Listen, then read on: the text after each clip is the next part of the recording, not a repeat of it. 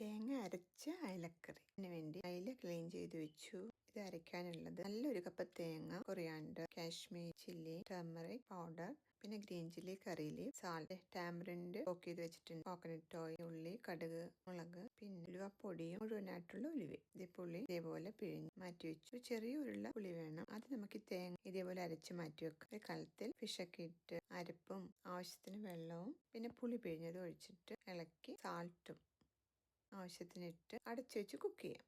ഇതിപ്പോൾ തിളച്ച് വരുന്നുണ്ട്. അപ്പോൾ നമുക്കൊന്ന് ഇളക്കി കൊടുത്തിട്ട് വീണ്ടും കുക്ക് ചെയ്തെടുക്കാം. ഈ സമയത്ത് ഒരു പാനിൽ കോക്കനട്ട് ഓയിൽ ചൂടാക്കി പേലോണി വറുത്ത ശേഷം dry red chilli, mustard seed, കറി ലീഫ് ഇതൊക്കെ വറുത്ത് ഫെനുഗ്രീക്ക് പൗഡർ ഇട്ട് ഒന്ന് വറുത്തെടുക്കണം കേട്ടോ. ലാസ്റ്റ് വേണമെങ്കിൽ കുറച്ച് കറി ലീഫ് ഇട്ട് വറുത്ത് ഇതിപ്പോൾ നന്നായിട്ട് കുക്ക് ചെയ്തൊക്കെ വന്നിട്ടുണ്ട് കേട്ടോ. അതിലേക്ക് നമുക്ക് ചേർത്ത് കൊടുക്കാം. എന്നിട്ടൊന്ന് മിക്സ് ചെയ്ത് എല്ലാം കൂടെ അവിടെ ഒന്ന് കുക്ക് ചെയ്ത് വരട്ടെ.